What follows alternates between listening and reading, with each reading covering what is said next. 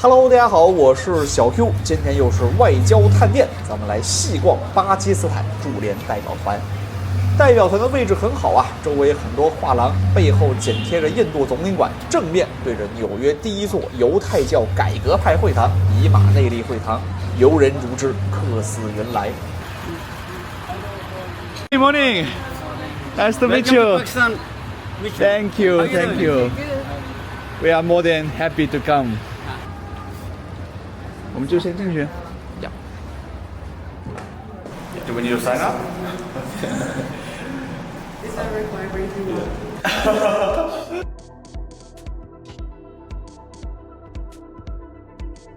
Please.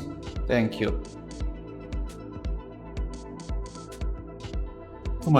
这么袖珍的一个，OK。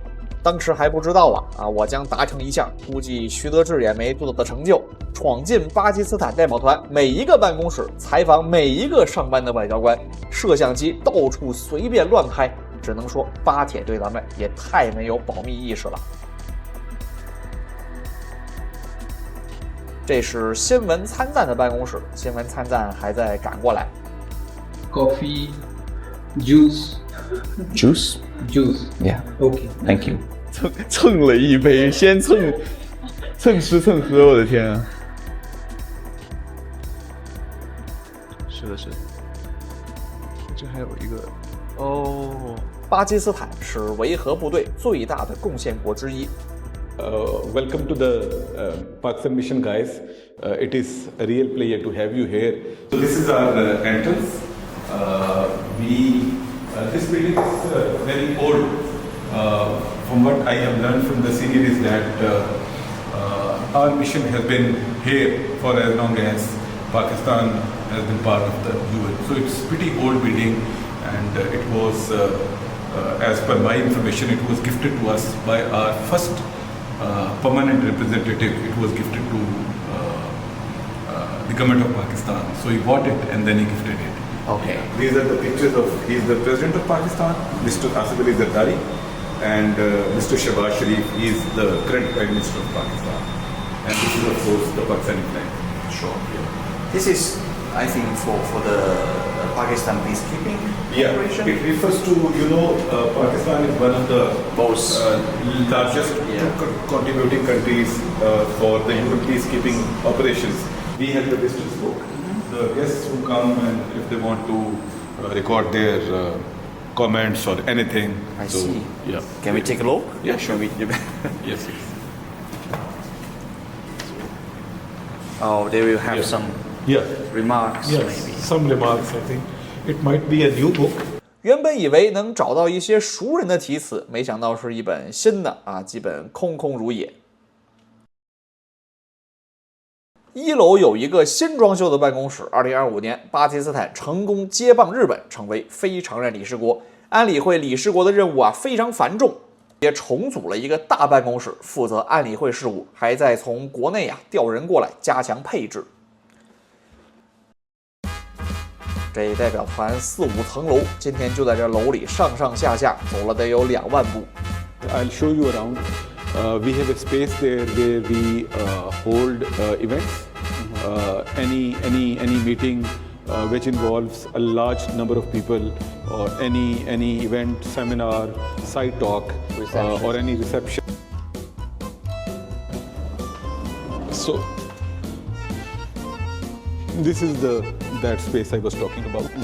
So we have all the receptions, events over here in this, and this space we share with the consulate. Oh, I see. So actually, we can go to the Consular General. I think after we are done with this, I can talk to, and you can. 旗子的摆放都可以换，所以相当于2个外交机构共用了一套宴会厅和会客室，比较省钱。非常意外的买1送1环节，我之前真不知道总领馆就和代表团紧挨着。这栋楼整体很有年代感设计风格比较传统，内饰也很有巴基斯坦特色。基本上每个艺术作品背后都颇有故事时间原因就不一一介绍了，大家有空自己去逛逛吧。So he's Mr. Masood. He is a staff officer to the to the investor. And he has been here for as long as one can remember. 23 years to be exact. So that says a lot. I see. Sarfraz Gohar, he is our colleague. He joined the mission only recently. Jadoon, he is our deputy permanent representative. Hi. Welcome to Pakistan mission. Thank you. What's the daily life? Because you not always participate in conferences. So we have a lot of work which happens behind the scene because we have to report everything to our headquarters. Sure. And we also get instructions from them. And so a lot of that reporting and paperwork happens behind the scenes to prepare for those meetings, what we have to say, what policy position we have to pronounce. I see. What position we have to take on new initiatives or resolutions, speak with our friends, or what their view is, then send a comprehensive report to our headquarters in Islamabad. I see. And then they send us an instruction on what should be our policy line and what should be our voting choice if there is a vote. If you don't mind, I want to go a little bit deeper. You mentioned you will organize like a resolution with your friends, right? Or a blog.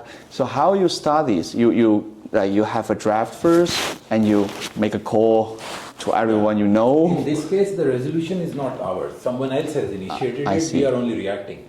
But if we are leading a resolution, and sometimes we do, we of course prepare a draft, get it cleared from our headquarters, then we reach out to our closest friends. China is usually the first country we reach out to. And then we build a coalition of like-minded countries, and all countries try to have. And maybe they will have some revision proposal.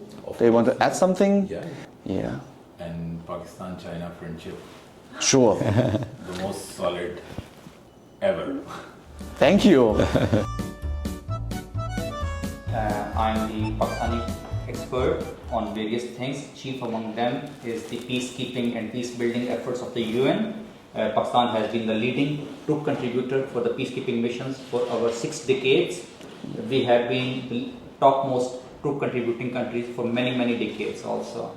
Everybody is saying the UN is paralyzed. It could not solve the problems in Gaza, for example, because of this paralysis. And they treat that this is happening because of what is happening in the Security Council.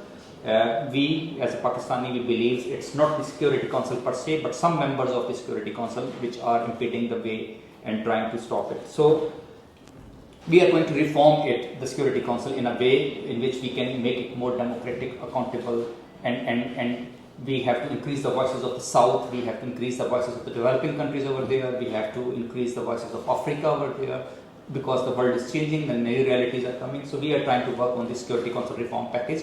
We also see peacekeepers tactic, their mission challenged by some countries involved in the conflict. So how can we actually protect the peacekeeper to make sure that they can literally maintain the peace?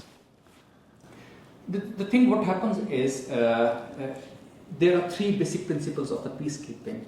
What is that? They are impartial. There is a consent of the host state over there, and and as per the mandate of the Security Council, they should work over there. So peacekeepers, they already have a blueprint in front of them, and then they can go over there and then they save. But what happens over there on the ground? There is always misinformation, disinformation, sometimes for the political reasons against the peacekeeping missions also, and there are sometimes unexpected. What they call, they say that they have expectations from the peacekeeping missions that they will come and save them, sometimes beyond their mandate. So it comes sometimes with troublesome for us.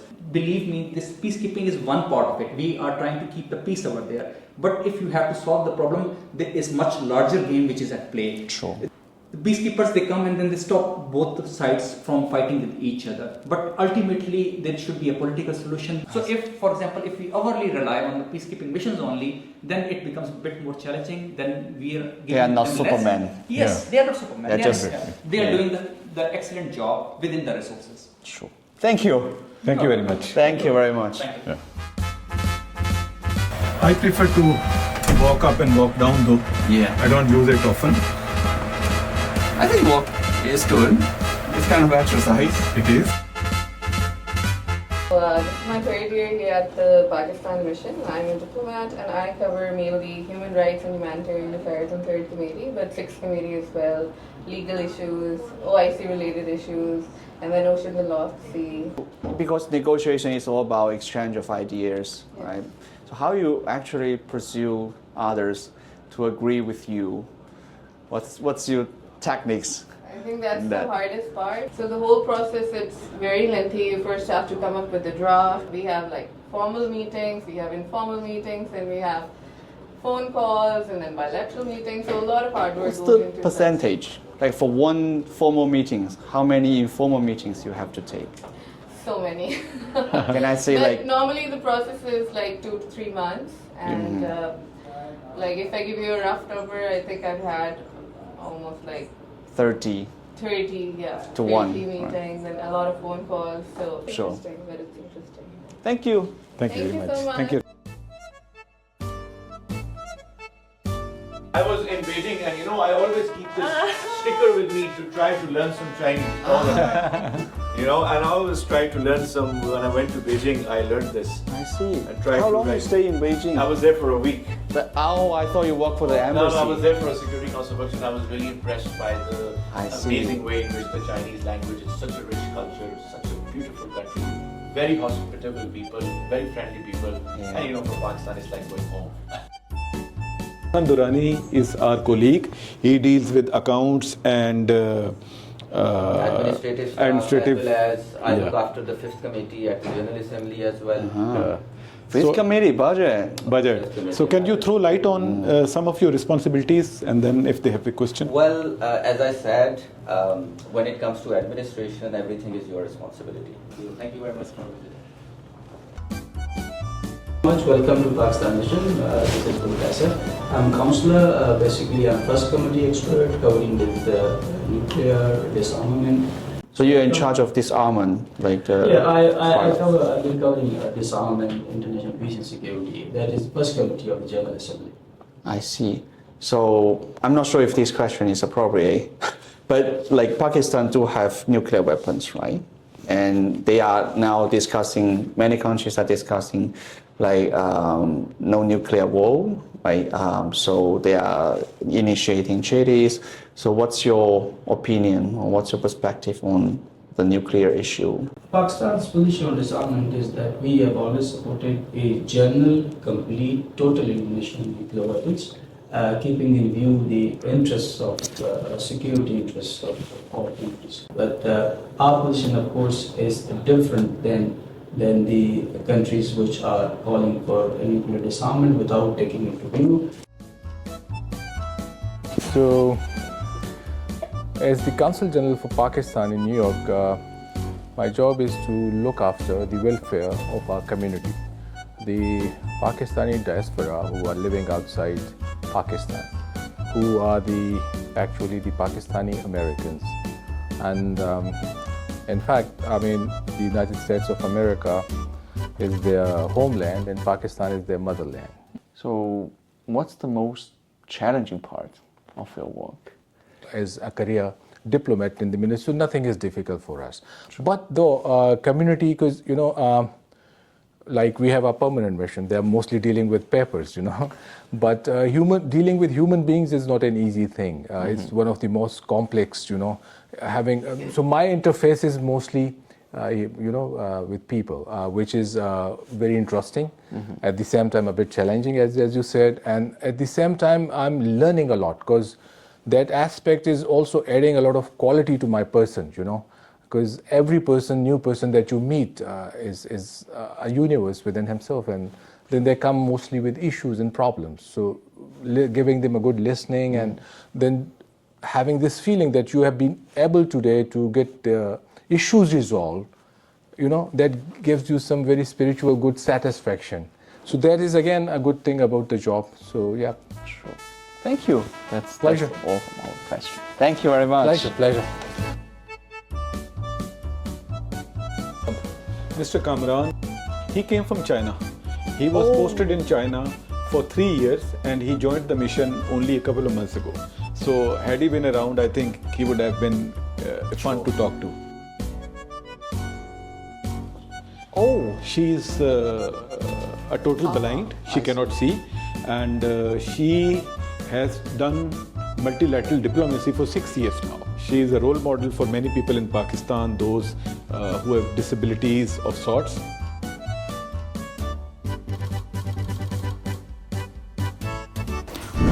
Hello.